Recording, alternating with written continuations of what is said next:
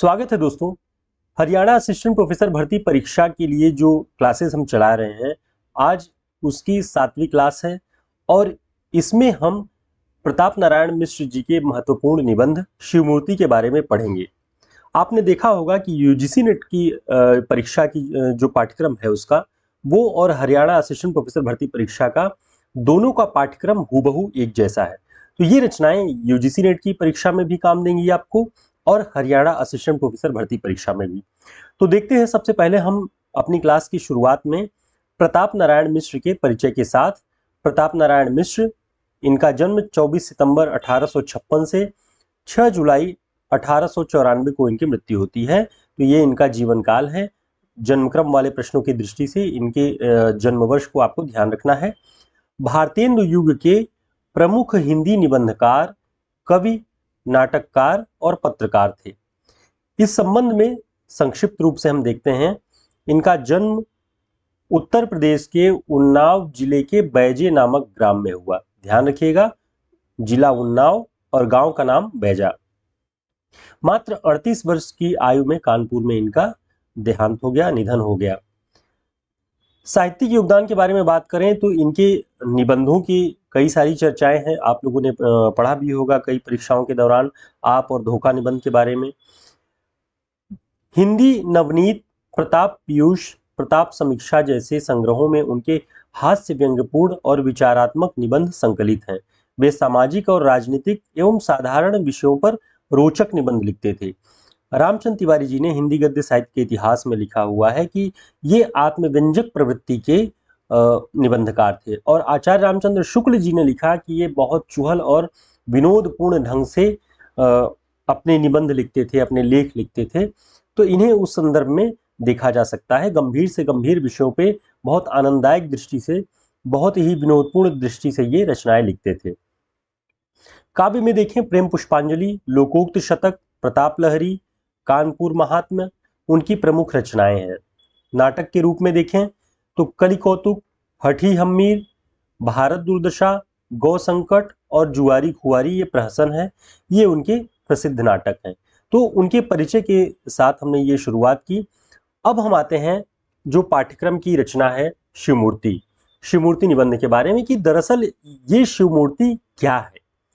शिवमूर्ति नाम से एक कथाकार भी हैं, आप सभी जानते हैं, लेकिन शिवमूर्ति निबंध शीर्षक जो उन्होंने दिया, भारतीय संदर्भ में शिवलिंग और शिव की मूर्तियों का क्या महत्व है और क्या रेफरेंस है, उस पूरे फ्रेम में हम देखेंगे कि कैसे ऐतिहासिक संदर्भों में उन्होंने एक चिंतन परक लेख लिखा, क्या आवश्यकता थी।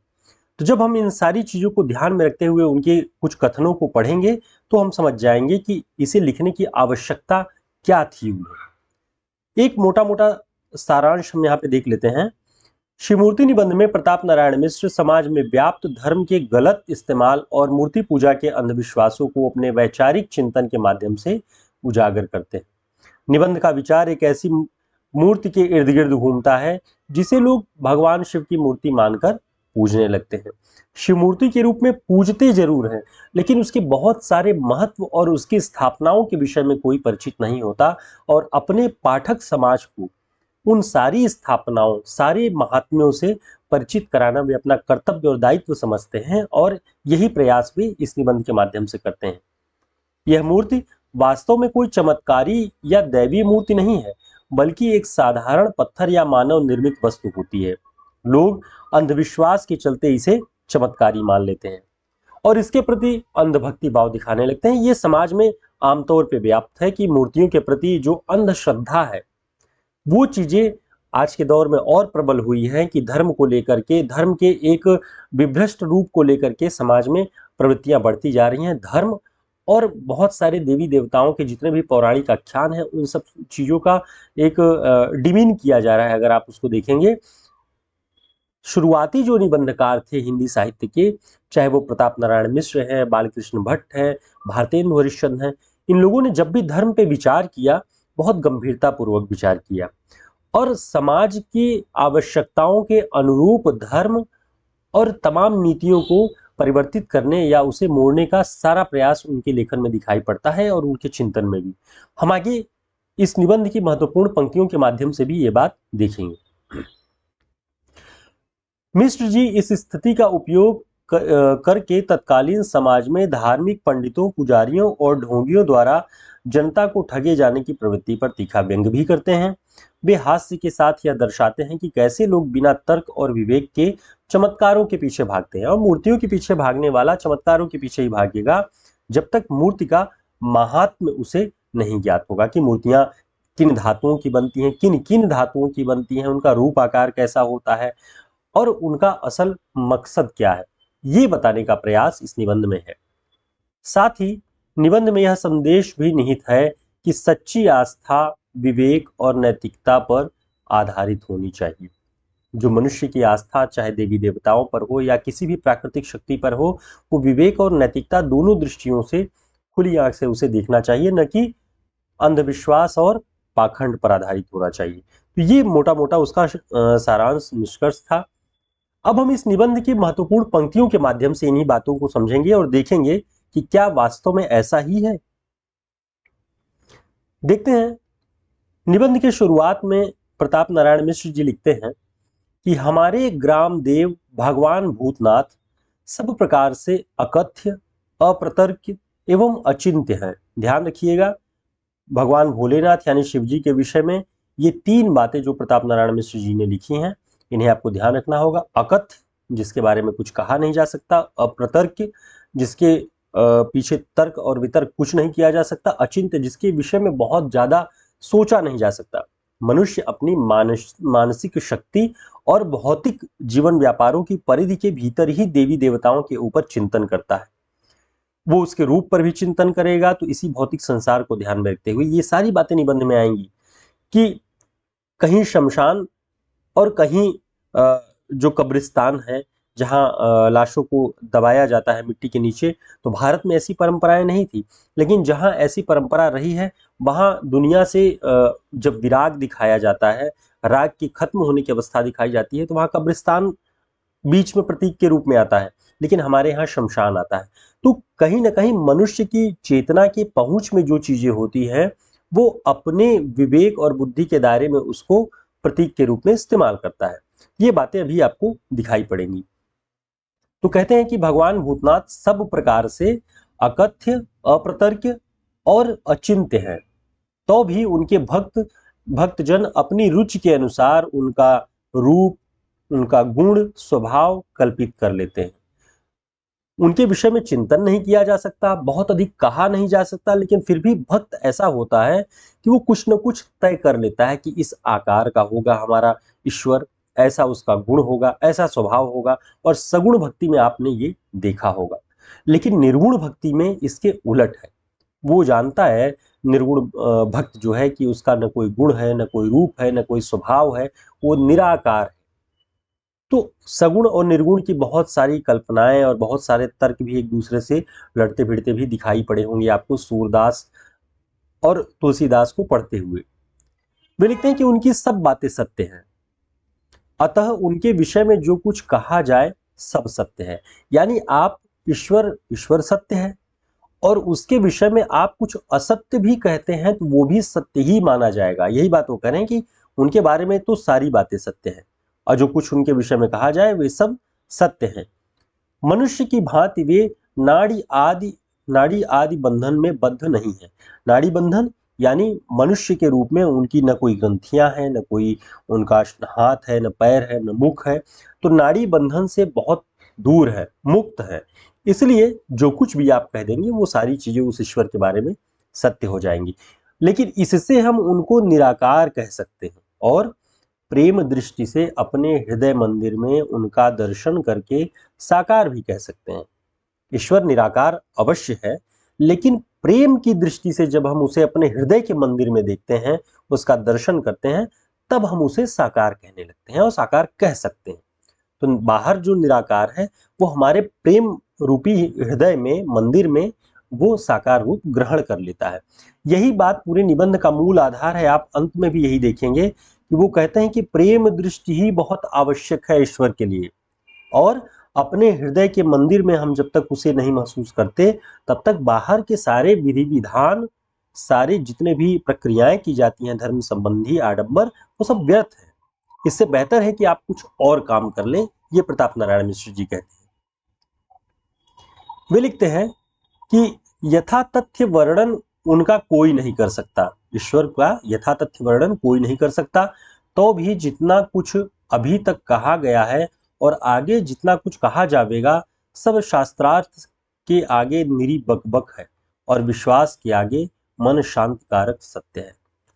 शास्त्रार्थ आप करिए, इन सब के विषय में कोई उसका महत्व नहीं है, केवल विश्वास होना चाहिए जो कि मन को सत्य और शांति की ओर ले जाएगा। अब इसे इस रूप में देख लेते हैं कि ईश्वर का कैसा रूप है, किसको कैसा दिखाई पड़ता है। ये बात प्रताप नारायण मिश्र जी ने इस कोटेशन में कही हुई है। ग्रीन कोटेशन को ध्यान से पढ़ेंगे तो निबंध का बहुत मूल अर्थ आप समझ जाएंगे। वे लिखते हैं कि महात्मा कबीर ने इस विषय में कहा है कि वह निहायत सच है। जैसे कई अंधों के आगे हाथी आवे और कोई उसका नाम बतावे, सब उसे टटोलेंगे। यह तो संभव ही नहीं है कि मनुष्य के बालक की भांति उसे गोद में लेके सब कोई उसका अवयव ठीक ठीक बोध कर ले। यानी अगर हाथी को लेकर के आए कोई और सब अंधों के सामने उसे कहे कि आप टटोलो और बताओ कि हाथी कैसा है, तो जिस अवयव को वो स्पर्श करेंगे वैसा ही उसे बताएंगे। मनुष्य के बच्चे जैसा तो है नहीं कि उसे गोद में लेके उसके सारे अवयवों को बता दें कि मनुष्य का बच्चा ऐसा होता है। हाथी के बच्चे जो कान को पकड़ेगा वो सूप बताएगा, जो दांत को पकड़ेगा वो खूंटा बताएगा, जो पैर को पकड़ेगा वो खंबा बताएगा। तो अंधों यानी मनुष्य, अंधों से तात्पर्य यह है कि नेत्रहीन। ईश्वर के विषय में ऐसे ही मनुष्य भी नेत्रहीन है। नेत्रहीन का अर्थ यह है कि उसकी जो सीमा है उसे देख पाने की, उसे समझ पाने की, वो उसे उदाहरण रूप में प्रताप नारायण मिश्र जी ने कहा कि लाखों कोस फैला हुआ एक अंधकार का मैदान है। एक दो दिए लेकर के 150 दिए, 500 दिए लेकर आप आगे बढ़ते जाइए। जहां तक उन दियों का प्रकाश होगा वहां तक आप अंधकार को दूर कर सकते हैं, वहां तक आप देख सकते हैं। लेकिन जहां से उस दीपक की, उस दिया की सीमा, प्रकाश की सीमा समाप्त होती है, उसके आगे आप नहीं देख पाएंगे। ठीक ऐसा ही ईश्वर भी होता है। ईश्वर अथाह है, अनंत है, और वो उसी तरीके से श्याम वर्ण, आप देखेंगे मूर्तियों के रंग के बारे में भी बात होगी। तो अंधकार अनंत है, जितने हमारे ज्ञान का दीपक जहां तक पहुंच सकता है हम उस ईश्वर को वहीं तक महसूस कर पाते हैं, इसके अलावा आप महसूस नहीं कर सकते उसे। ये बातें इस निबंध में उन्होंने बहुत चिंतन परक ढंग से कही हुई है, और अंधों को हाथी पकड़ाना वो इसी तरीके की एक प्रक्रिया है। वो कहते हैं कि केवल एक अंग टटोल सकते हैं वे जो नेत्रहीन है, जिनके पास दृष्टि सीमित है, यानी मनुष्य की भी दृष्टि सीमित है। दांत टटोलने वाला हाथी को खूंटी के समान, कान छूने वाला सूप के समान, पांव स्पर्श करने वाला खंबे के समान कहेगा। यद्यपि हाथी न खूंटे के समान है न खंबे के समान है, पर कहने वालों की बात भी झूठी नहीं है। देखिए यहां से वो आस्था भी रखते हैं धर्म और ईश्वर के संदर्भ में कथनों पर, लेकिन आस्था के साथ उसे झुठलाते भी नहीं है, उसे स्वीकार भी कहते हैं कि इन लोगों की बातें भी सही हैं जो अलग अलग पुराण और पंथों वाले लोग बताते हैं। तो सबकी बातें सही हैं, लेकिन सबकी बातें झूठी भी है। वो ईश्वर ऐसा है भी नहीं। उसने भली भांत यह निश्चय किया है, और वास्तव में हाथी का एक एक अंग वैसा ही है जैसा वे कहते हैं। ठीक यही हाल ईश्वर के विषय में हमारी बुद्धि का है। हम पूरा पूरा वर्णन व पूरा साक्षात कर लें, पर वह अनंत कैसे, और यदि निरा अनंत मान के हम अपने मन और वचना को उसकी ओर से बिल्कुल फेर लें, तो हम आस्तिक कैसे। यानी हम पूरी तरह से उसे नकार भी नहीं सकते, नकार लेंगे तो हम आस्तिक कैसे होंगे। उसकी सत्ता को हमें मानना भी तो पड़ेगा। हम ये मान लें कि अरे हमारे मन और वचन से, निरूढ़ पंथियों की तरह कि मन और वचन कर्म से बहुत दूर है ईश्वर, तो वो जो नास्तिकता पैदा करेगा, जीवन के आधार को खत्म करेगा। तो हमें दोनों तरह से ईश्वर को समझना होगा कि जो हम समझ रहे हैं वो भी नहीं है, और जहां उसका एक वास्तविक रूप है वो भी हमें समझने का प्रयास करना पड़ेगा। सिद्धांत यह है कि हमारी बुद्धि जहां तक है वहां तक उनकी स्तुति, प्रार्थना, ध्यान, उपासना कर सकते हैं, और इसी से हम शांति लाभ प्राप्त कर सकते हैं। ठीक है, तो ये बात है। आगे हम देखते हैं कि वे क्या लिखते हैं। जो लोग केवल जगत के दिखाने को व सामाजिक नियम निभाने को इस विषय में कुछ करते हैं, उनसे तो हमारी यही विनय है कि व्यर्थ समय न बितावें।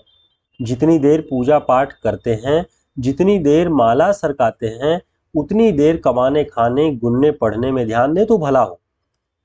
ये वही बात है जो भारत वर्षोन्नत कैसे हो सकती है निबंध में भारतेंदु जी ने कही थी कि जो जापानी लोग हैं द्वितीय विश्व युद्ध के बाद जब मालिक को अपने रिक्शे पे बैठा के ले जाते हैं और गंतव्य पे छोड़ देते हैं, उसके बाद जो समय बचता है वो अपने रिक्शे से अखबार निकाल के पढ़ते हैं और अपनी देश की अर्थव्यवस्था राजनीति के बारे में जानने का प्रयास करते हैं एक सचेत नागरिक की तरह।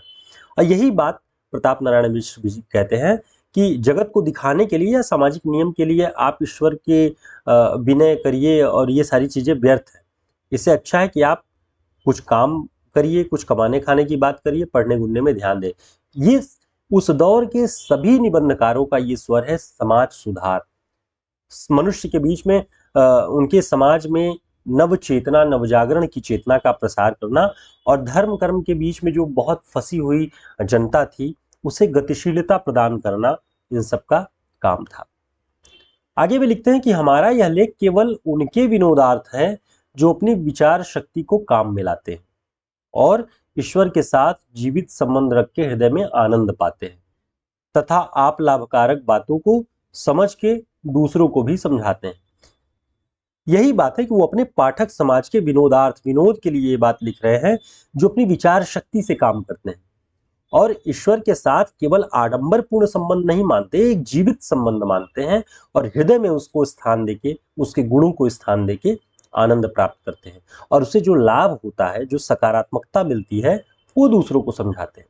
यही एक सचेत नागरिक का कर्तव्य भी होता है, यही एक सच्चे आस्तिक का भी कर्तव्य होता है। वैसे ही प्रेममय परमात्मा भी हमको तभी मिलेंगे जब हम अपने ज्ञान का अभिमान खो दें। यह भी बड़े मनुष्य का काम है। जो लोग अपने ज्ञान के अहंकार में डूबे हुए हैं, जो लोग वेद पाठी बनते हैं कि उन्हें ही अधिकार है या वे ही सक्षम है वेदों का पाठ करने में, ऐसे लोगों के लिए ज्ञान का अभिमान एक अभिशाप के रूप में होता है और वो बड़ा मनुष्य नहीं होता है। जो अपने ज्ञान का अभिमान खो दे वही बड़े मनुष्य का काम है।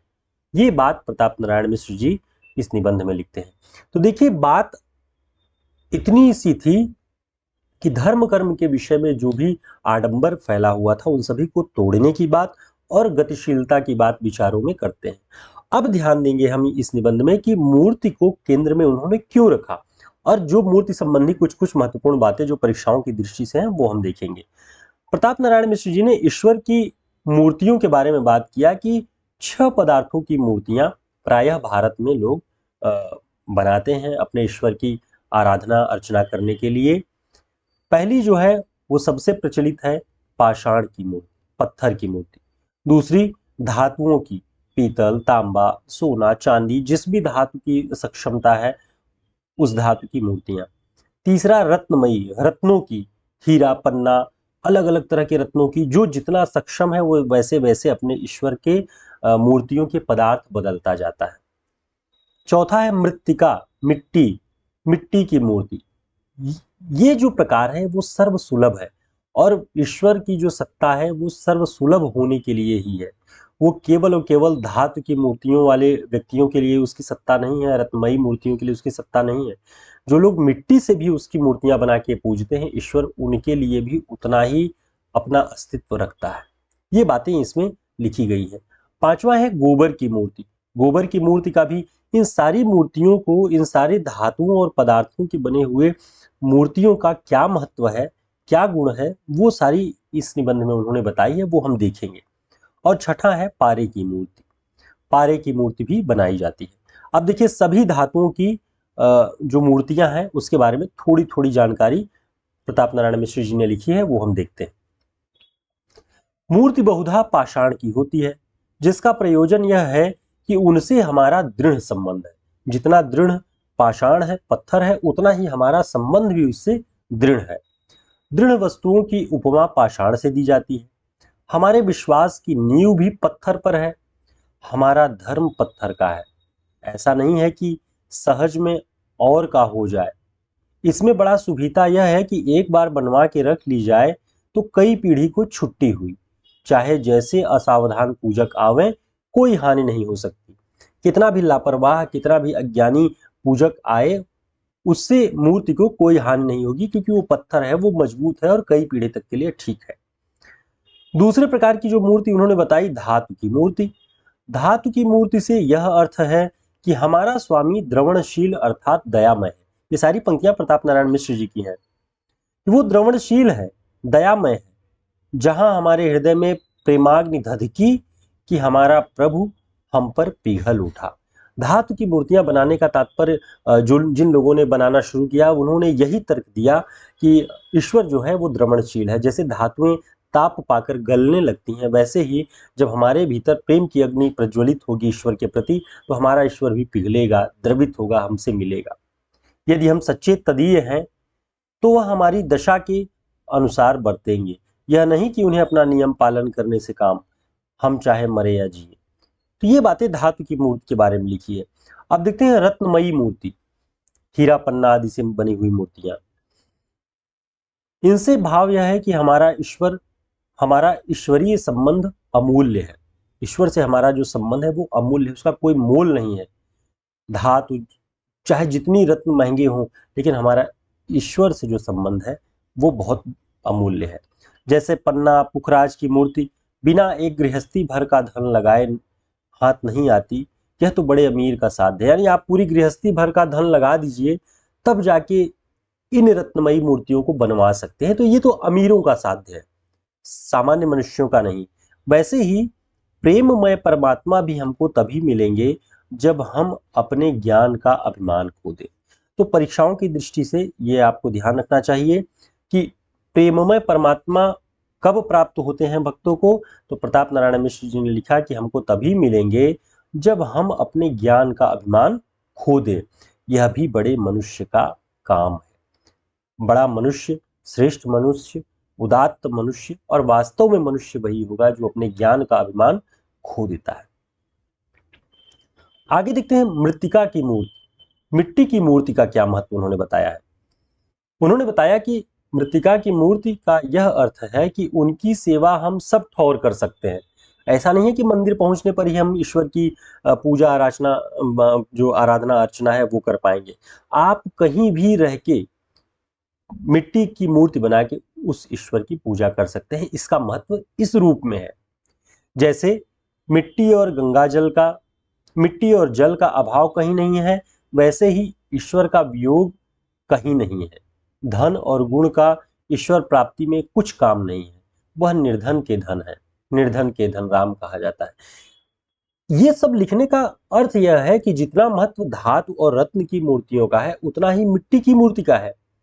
इसलिए बताने का तात्पर्य यह निकलता है कि कोई भी बाह्य आडंबर यदि कहे कि आपको जो पूजा पाठ करवाने वाले लोग हैं, अगर कहें कि आपको धातु की रत्न की मूर्तियां ही रख के पूजा पाठ करना है और जिनके पास न हो वो आशाहीन हो जाएं कि ईश्वर की प्राप्ति हमें नहीं होगी, तो ऐसे जड़ विवेक को तोड़ने में इन सूचनाओं का बहुत योगदान है कि मिट्टी का ईश्वर, जैसे मिट्टी हर जगह है, पानी हर जगह है, वैसे ही ईश्वर भी हर जगह है। आगे वे लिखते हैं कि हुनरमंदों से पूछे जाते हैं बाबे हुनर पहले। तो जो जिसके हृदय में प्रेम है उनसे प्रेम ईश्वर मांगता है और देखता है कि इसके हृदय में कितना प्रेम है। या यूं समझ लो कि सब पदार्थ आदि और अंत में ईश्वर से उत्पन्न है, ईश्वर ही में लय होते हैं। इस बात से दृष्टांत मिट्टी से खूब घटता है। यानी इस बात का जो दृष्टांत है वो मिट्टी में ही समझ में आता है। अन्य धातु तो केवल अमीरों के साध्य हैं और किसी के नहीं। फिर आती है गोबर की मूर्ति। गोबर की मूर्ति यह सिखाती है कि ईश्वर आत्मीय रोगों का नाशक है। तो परीक्षाओं में इन सारी पदार्थों की मूर्तियों के बारे में यदि कुछ भी पूछ ले कि गोबर की मिट्टी मूर्ति का क्या महत्व बताया है, उन्होंने कहा है कि ईश्वर आत्मिक रोगों का नाशक है, हृदय मंदिर की कुवासना रूपी दुर्गंध को हरता है, इसलिए गोबर की मूर्तियां बनाई जाती है। पारे की मूर्ति भी बनती है। इससे यह भाव है कि प्रेम देव हमारी पुष्टिकारक, सुगंधम पुष्टिवर्धनम। यह मूर्ति बनाने बनवाने की सामर्थ्य न हो तो पृथ्वी और जल आदि अष्ट मूर्ति बनाई जाकर पूजा के लिए विद्यमान है। तो सारे धातुओं और पदार्थों से बनी हुई ये मूर्तियां सभी के लिए सुलभ हैं। इससे यह तात्पर्य लगाया जा सकता है कि जो लोग बाह्य आडंबर धर्म पर एकाधिकार करके फैलाते हैं, उनके लिए ये सूचनाएं चुनौती हैं। और उस दौर में नवजागरण का दौर था, चेतना को जागृत करने का प्रयास उस दौर के निबंधकार, चिंतक, समाज सुधारक ये सब मिलके कर रहे थे। अब देखिए, अब तक आपने एक लोकतांत्रिक ढंग मूर्तियों का देखा कि सभी के लिए सुलभ है। अब हम देखते हैं मूर्तियों के रंग कौन कौन से हैं। तो उन्होंने बताया कि मूर्तियों के कई रंग हैं, लेकिन मुख्यतः 3 रंग हैं। वो 3 रंग कौन कौन से बताए उन्होंने? श्वेत, लाल और काला। 3 रंग की मूर्तियां उन्होंने विशेष रूप से बताई हैं, तो इसे ध्यान रखिएगा आप। सभी मूर्तियों के कुछ विशेष गुण हम देख लेते हैं। उन्होंने कहा कि श्वेत, जिसका अर्थ यह है कि परमात्मा शुद्ध है, स्वच्छ है, उसकी किसी बात में किसी का कुछ मेल नहीं है, पर सभी उसके ऐसे आश्रित हो सकते हैं जैसे उजले रंग पर सब रंग। वह त्रिगुणातीत तो हुई, पर त्रिगुणालय भी उसके बिना कोई नहीं। यदि हम सतोगुणमय भी कहें तो बेअदबी नहीं करते।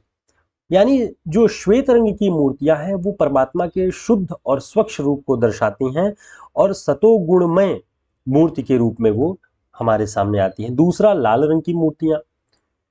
लाल रंग है जो रजोगुण का वर्ण है। ऐसा कौन कह सकता है कि यह संसार भर का ऐश्वर्य किसी और का है? और लीजिए, कविता के आचार्यों के अनुराग का रंग लाल कहा है। कविता के आचार्यों ने भी अनुराग का रंग लाल बताया है। तो ये बातें आप ध्यान रखिएगा कि कविता के आचार्यों ने अनुराग का रंग क्या बताया है? लाल बताया है। फिर अनुराग देव का रंग और क्या हो? और जो अनुराग पैदा करता है उसका रंग क्या हो? उसका भी लाल ही। तो एक लाल रंग की मूर्तियां भी बनाई जाती हैं और पाई जाती हैं। तीसरा रंग काला। काले रंग की मूर्तियों का महात्म्य उन्होंने बहुत अच्छे से समझाया हुआ है। उन्होंने कहा कि उसका भाव सब सोच सकते हैं कि सबसे पक्का रंग यही है, इस पर दूसरा रंग नहीं चढ़ता। ऐसे ही प्रेम देव सबसे अधिक पक्के हैं, और उन पर और का क्या रंग चढ़ेगा। इसके सिवा बाह्य जगत के प्रकाशक नयन है, यानी दुनिया को दिखाने वाले, दुनिया का दर्शन कराने वाले नयन है। उनकी पुतली काली होती है। भीतर का प्रकाशक ज्ञान है, उसकी प्रकाशनी विद्या है, जिसकी समस्त पुस्तकें काली मस से, काली स्याही से लिखी जाती हैं। फिर कहिए कि जिसके अंतर बाहर दोनों प्रकाशित होते हैं, जो प्रेमियों की आंख की ज्योति से भी अधिक प्रियतर है, जो अनंत विद्यामय है, उसका फिर और क्या रंग हम माने। तो जो समस्त संसार को दर्शन देता है, उस नेत्र की पुतलियों का रंग काला है, और चेतना भीतर से वो प्रकाशमान है। तो ईश्वर भी जो पूरी दुनिया को देखने का हमें एक तौर तरीका देता है, नेत्र देता है, चेतना देता है, उसका भी रंग अगर हम काला माने तो उसमें बुरा क्या है। हमारे रसिक पाठक जानते हैं कि किसी सुंदर व्यक्ति के आंखों में काजल के गोरे गोरे गाल पर, किसी सुंदर व्यक्ति के आंखों में काजल और गोरे गोरे गाल पर तिल कैसा भला लगता है, कि कवियों ने भरे पूरी शक्ति, रसिकों भर का स्वार्थ एक बार उस शोभा पर निछावर हो जाता है। यानी सुंदर व्यक्ति की आंखों में काजल कितना सुंदर लगता है, तो काले रंग का महत्व समझ में आता है। और गोरे गोरे गालों पर लोग भरसक, जिनके नहीं होते हैं, प्रताप नारायण जी ने लिखा कि जिनके गालों पे तिल नहीं होते हैं, वो भी काले रंग का तिल बना लेना चाहते हैं अपने सौंदर्य की वृद्धि के लिए। देखिए, ये बात वहां लिख रहे हैं कि जिनके असली तिल नहीं होता, सुंदरता बढ़ाने को कृत्रिम तिल भी गुदना बनवा लेते हैं। आजकल तो टैटू चल रहे हैं, गुदने पहले बनवाते थे लोग तिल को अपने चेहरे पर रखे रहने के लिए।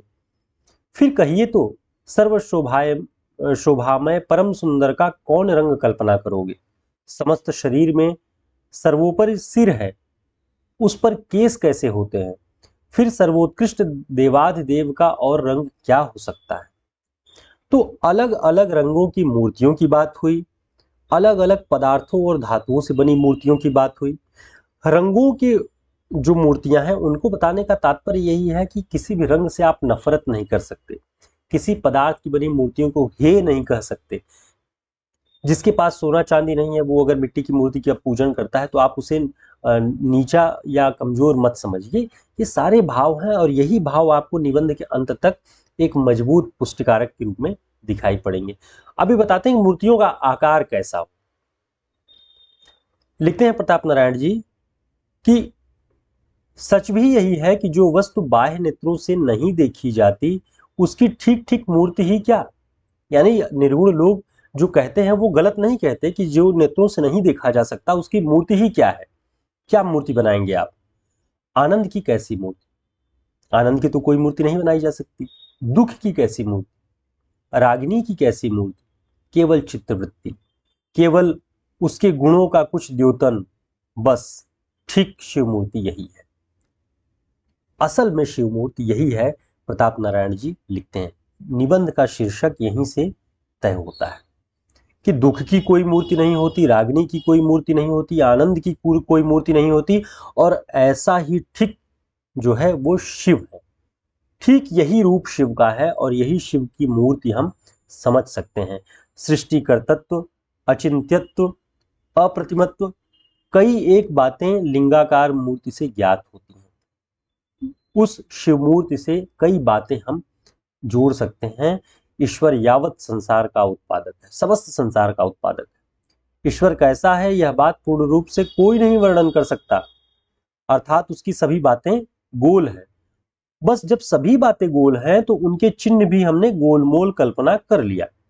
देखिए कितना सुंदर तर्क वो दे रहे हैं कि जब दुनिया की सारी बातें ही गोलमोल हैं तो उस ईश्वर की कल्पना भी हमने गोलमोल कर लिया।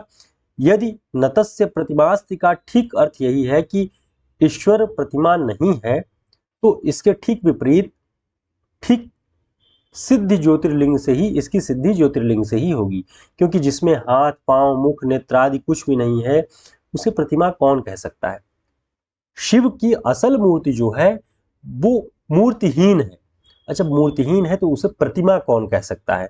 वो शिवलिंग के रूप में गोलमोल हमने उन्हें स्वीकार कर लिया हुआ है। तो ऐसी मूर्तियों का आकार भी उन्होंने कहा। मूर्तियों का आकार कैसा हो, ऊपर की दो पंक्तियों में ही स्पष्ट होता है। जैसे किसी चीज की जो हमारे भाव हैं वो अमूर्त हैं, वैसे ही शिव की मूर्ति भी अमूर्त ही मानी जानी चाहिए, लेकिन भक्त अपने अनुकूल उसको बना लेता है। ईश्वर का रूप कैसे निर्धारित होता है, इसे भी थोड़ा सा देखते हैं। वे लिखते हैं कि इसी से महात्मा लोग कह गए हैं कि ईश्वर को वाद में न ढूंढो, विश्वास में ढूंढो। ये बातें कुछ कुछ हैं जो आपको ध्यान रखनी चाहिए कि ईश्वर को वाद में न ढूंढो, विश्वास में ढूंढो। इसलिए हम भी योग्य समझते हैं कि सावयव, हाथ पांच इत्यादि वाली मूर्तियों के वर्णन की और झुके जानना चाहिए। जो जैसा होता है उसकी कल्पना भी वैसी होती है। यह संसार का जातीय धर्म है कि जो वस्तु हमारे आसपास है उन्हीं पर हमारी बुद्धि दौड़ती है।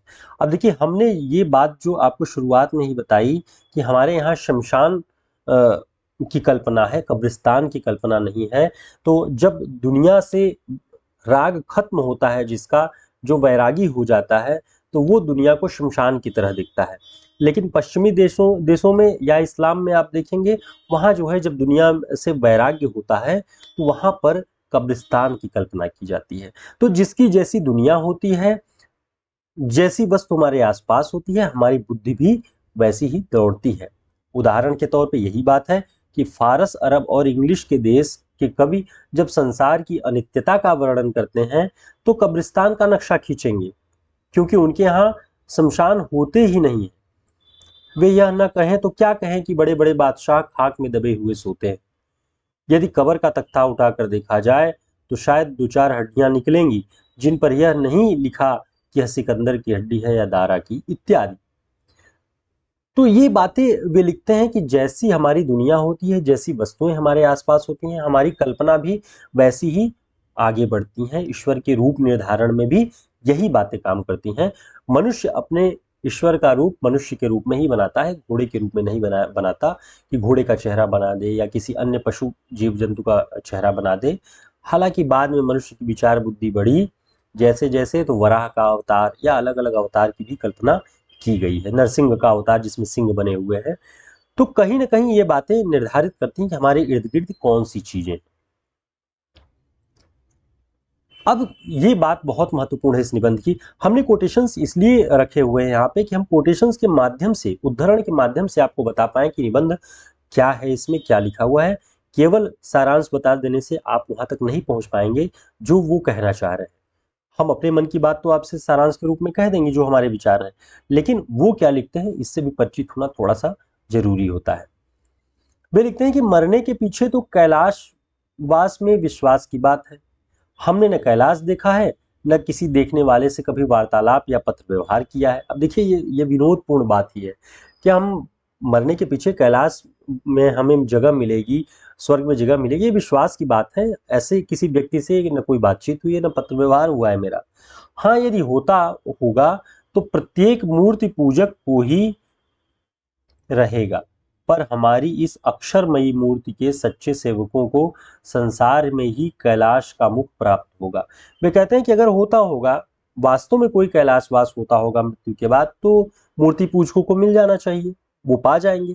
लेकिन हम लोग अक्षरमयी मूर्ति, अक्षरों में उस शिव की कल्पना कर रहे हैं, उस देव की कल्पना कर रहे हैं, तो हम लोगों को तो इसी संसार में कैलाश मिलना होगा तो मिलेगा, इसमें संदेह नहीं है। क्योंकि जहाँ शिव है वहाँ कैलाश है। तो जब हमारे हृदय में शिव होंगे तो हमारा हृदय मंदिर क्यों न कैलाश होगा।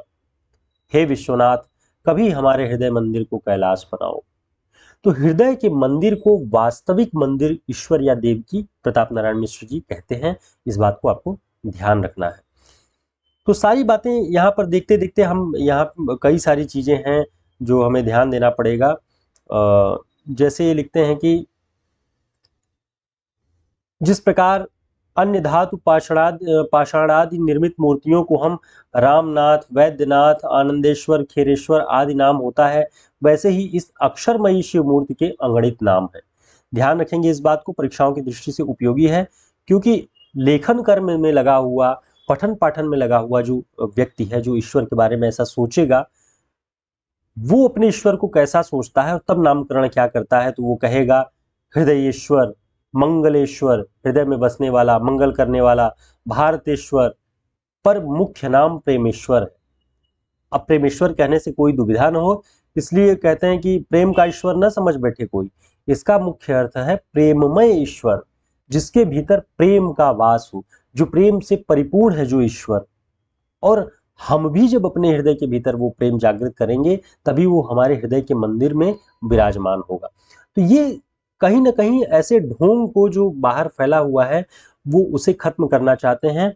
और आप देखेंगे कि कई जगह पे ये बातें की है उन्होंने कि शैव मत और वैष्णव मत के बीच में जिस तरह से भाईचारे नहीं दिखाई पड़ते, उनके बीच में बहुत विरोध दिखाई पड़ता है। तो वहां पर एक लॉजिक देते हैं कि शिव जी विष्णु के भक्त थे, विष्णु शिव के भक्त थे, दोनों एक दूसरे की भक्ति में बहुत सारी अपनी अर्चनाएं करते थे।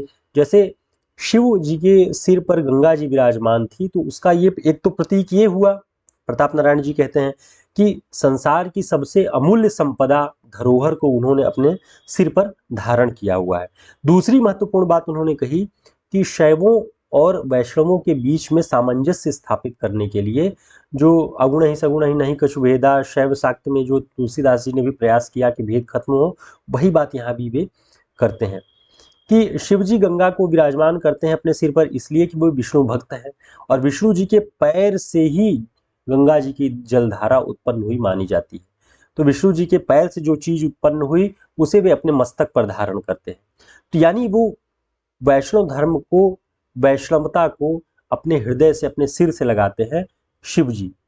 और ठीक यही बात है कि विष्णु जी शंकर जी की आराधना करते हैं और प्रतिदिन कमल चढ़ाते हैं। 100 कमल की, सहस्त्र कमलों की कल्पना है कि वो अर्चन करते थे। और एक दिन एक कमल कम पड़ गया तो उन्हें ध्यान आता है कि मैं राजीव नयन कहलाता हूँ। आप राम की शक्ति पूजा में इस बात को पढ़ेंगे कि राम को ये लगता है कि माँ मेरी नेत्रों को राजीव नयन यानी कमल जैसे नेत्र कहती थी, तो एक कमल कम पड़ा है तो मैं अपनी आंख निकाल के अर्पित कर दूंगा।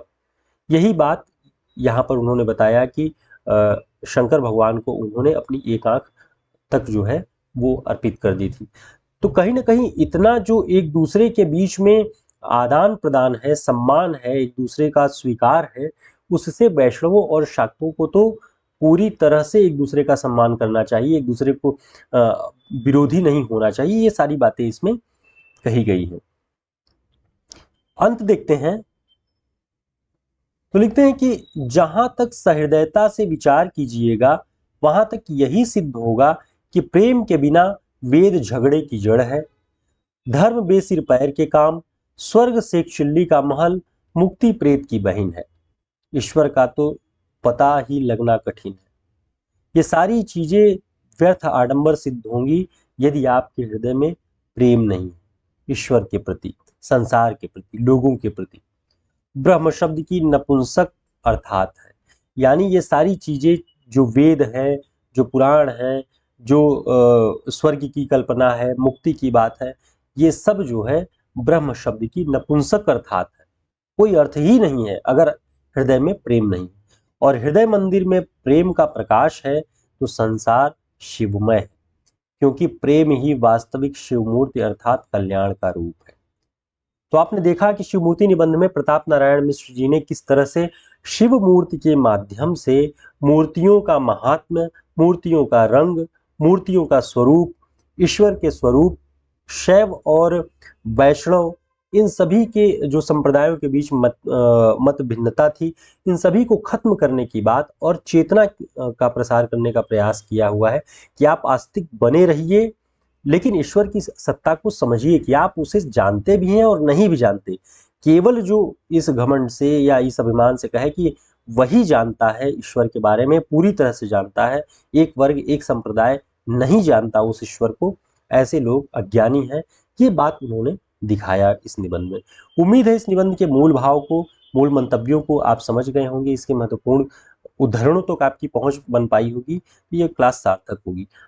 आगे एक अन्य निबंध अभी बचा हुआ है, मजदूरी और प्रेम, हम जल्द ही उसे भी कंप्लीट कर लेंगे। और अंतिम यूनिट पे हम पढ़ रहे हैं जिसमें अन्य गद्य विधाएं, आत्मकथा की बात हमने कर ली थी। हरिवंश राय बच्चन जी की जो आत्मकथा है, क्या भूलूं क्या याद करूं, और अमृता गुप्ता की आप हुदड़ी, इस पर हम लोगों ने एक क्लास में विस्तृत ढंग से बातचीत की हुई है। आगे भी जो रचनाएं अंतिम यूनिट में यूजीसी नेट के सिलेबस और हरियाणा के सिलेबस दोनों एक है, इन दोनों में जो रचनाएं लगी हैं हम उस पर भी विस्तृत ढंग से बातचीत करेंगे। फिर मिलेंगे एक नई क्लास में, तब तक के लिए नमस्कार, धन्यवाद, शुभकामनाएं।